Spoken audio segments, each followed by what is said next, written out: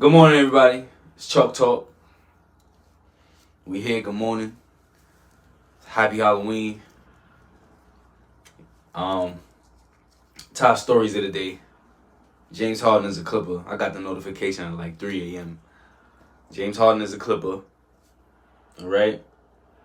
Marcus Morris, Nick Batum, Robert Covington, KJ Martin, and picks go to Philly for James Harden and PJ Tucker.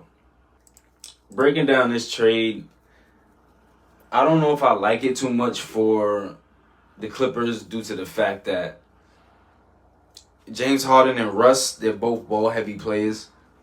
I'm not sure. I mean, I think it would be easier for James Harden to play the two because that's what he was when they were on the same team before in OKC. I mean, I feel like Philly's gonna thrive now because they got rid of the nonsense. You know what I'm saying? So Philly's gonna be able to thrive. I like Tyrese Maxey. I don't really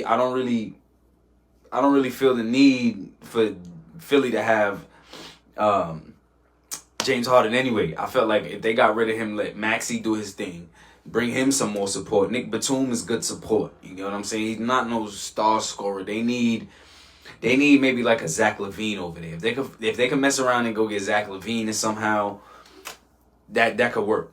But James Harden out of Philly is only gonna help Philly further on with their path. Embiid, he's probably like, thank God, you know what I'm saying? Like all of that good stuff. Now for the Clippers.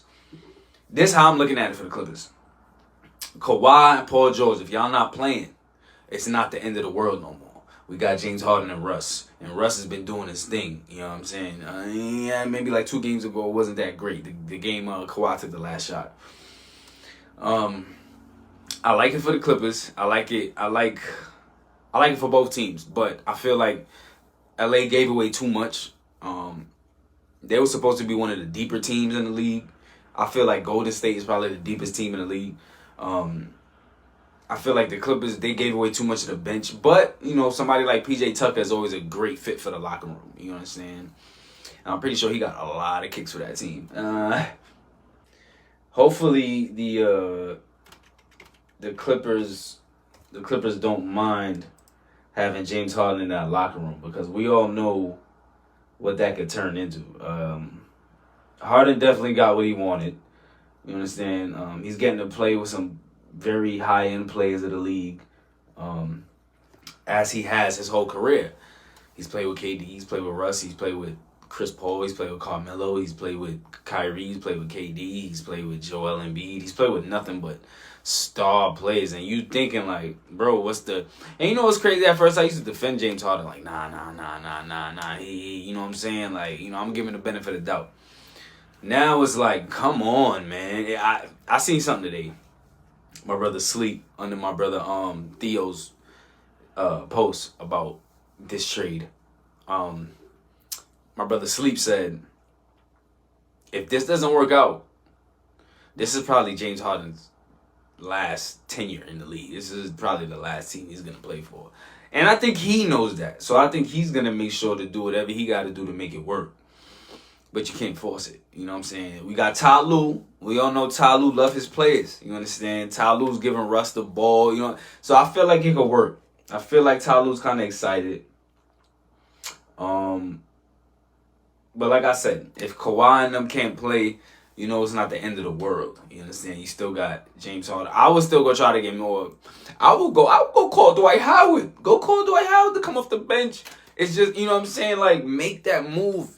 That him coming off the bench to back up Zubac, or probably even take his spot if he's balling like that. Come on, man. I will go call Dwight Howard. If I'm the Clippers, I'm calling Dwight Howard just for that security off the bench to run with the second unit.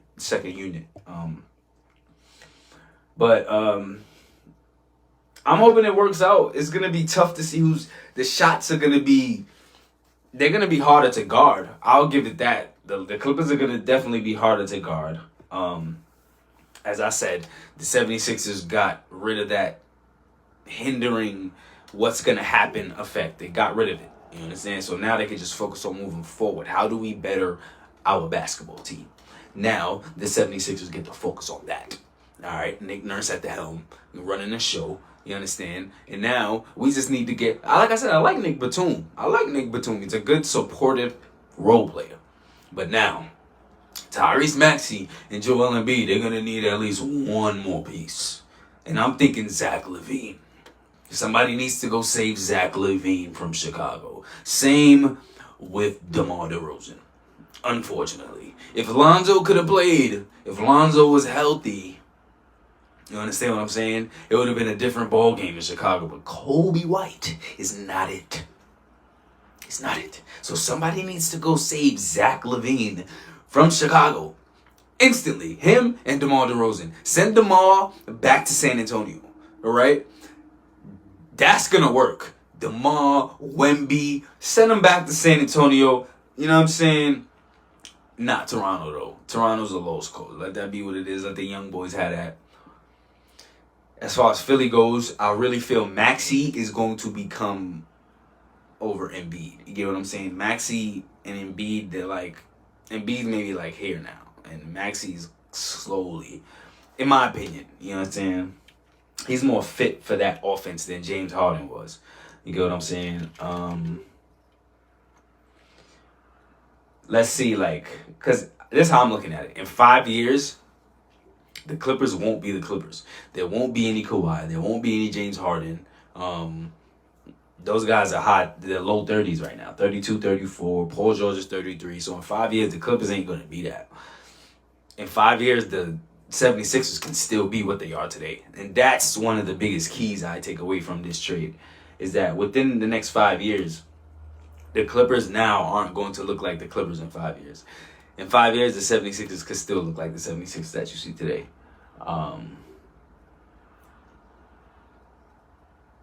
Having Robert Covington over there,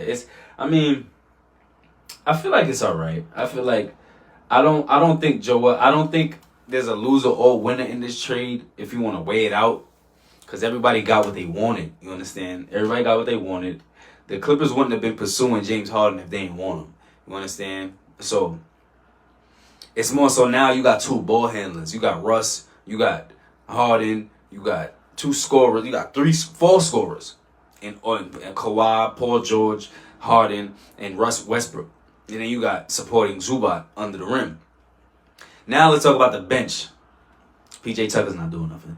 Robert Covington, he can give you a nice little 10-12. Now what? Oh. So that's where I think the Clippers might have took the calm little L. They gotta somehow fix their bench. And make it happen. Like I said,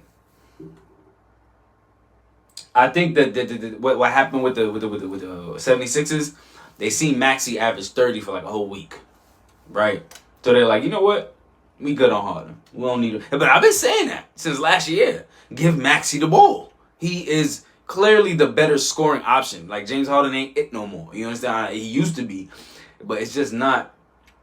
You remember when he used to force people into fouling him? He was at the line 19 times a game. And ever since that changed, we ain't seen the same James Harden. So I'm anxious to see what that trade turns into. I'm anxious to see James Harden get on the floor. I already thought the Clippers were a good team. I already thought they were going to get into the playoffs, honestly. As long as Kawhi and Paul George could play. And my thing was, if they're not playing, get people that can. You understand? James Harden, he be on the bench a little too. You understand? As far as getting hurt and whatnot. So with that being said, I like how the Clippers look. They're all right for now.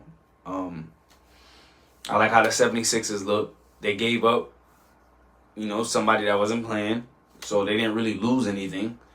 I think it was a game, win-win for both teams. As far as the rest of the NBA, Steph's been bugging. And I said that from the beginning of the season. I felt like Golden State was gonna take the chip. I felt like Steph was gonna get 5. I just felt it. As much as I'm a LeBron fan, I'm a Steph fan too. Not as much, but I'm a Steph fan too. And I really think the Golden State Warriors have the best team to win. You understand? they'll figure out a plan for Jokic. Jokic is the man to beat right now. He's still putting up triple-doubles regularly. It's just normal for the man. Let me just go have throw 23, 10, and 11. Yeah, it's another day. You know, and that's like, man. But I think Denver lost too much of their bench. Denver, here's what happened with Denver. This is what happens with championship teams. Your role players, they're seen as stars to other teams. So when they win that ring and they got the credibility to be like, look, I did this. Like Bruce Brown he's doing his thing over in Indiana. You understand?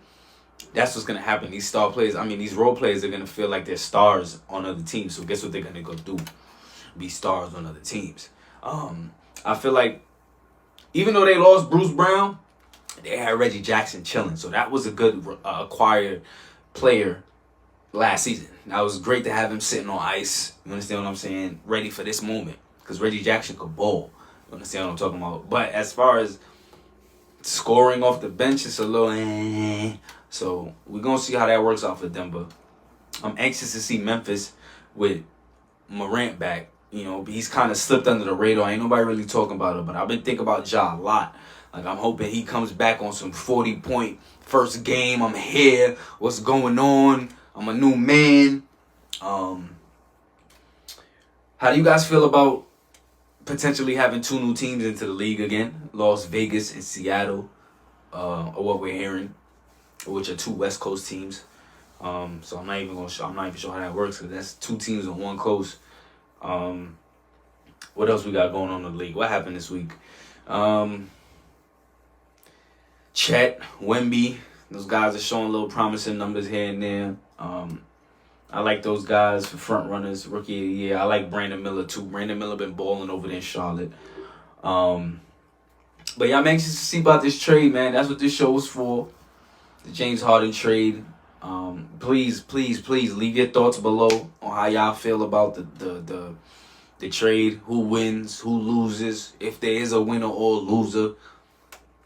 Chime in, man. Let me know as y'all listen to this. Did James Harden going to the Clippers help both teams? Did it help just one team? Y'all let me know, man. Let's chat. I'm going to leave this up so we can comment and talk to each other. Appreciate y'all tapping in for this is episode 4 of Chalk Talk, baby. We moving. This was big news. I had to come talk about this one. James Harden to the Clippers. It seems like a good move, guys. So we should definitely see how this works out. I'm happy for Embiid. I'm happy for Maxey. I think Maxey's gonna take off now. Maxey's gonna become a brand new player, knowing there's no uncertainty in his mind. Am I still gonna be the main guy? Like, he's got it now. You understand what I'm saying? So I like Embiid to start playing a little less. But Embiid's been playing good, honestly. So I like everything to really work out for both teams. I feel like Kawhi and Harden and them. Oh, you know what? Marcus Morris and you know, Philly came up. I want to say Philly came up. Philly definitely came up. They got the bench that they're looking for. As far as scoring and whatnot. Like, the Clippers play today. The Clippers are playing the Magic tonight. I'm not sure if James Harden's going to be playing. Wemby goes against Phoenix tonight, and the Knicks against Cleveland. Those are the 3 games for this evening. If y'all want some prize picks and underdog and better, y'all holla at me, man. I'm making those all day, all week, all night. You know what I'm saying?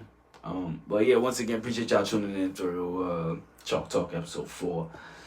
James Harden is a Clipper now, ladies and gentlemen. Let's see how that works out. All right? Catch y'all on the flip. This is Willie Fleet.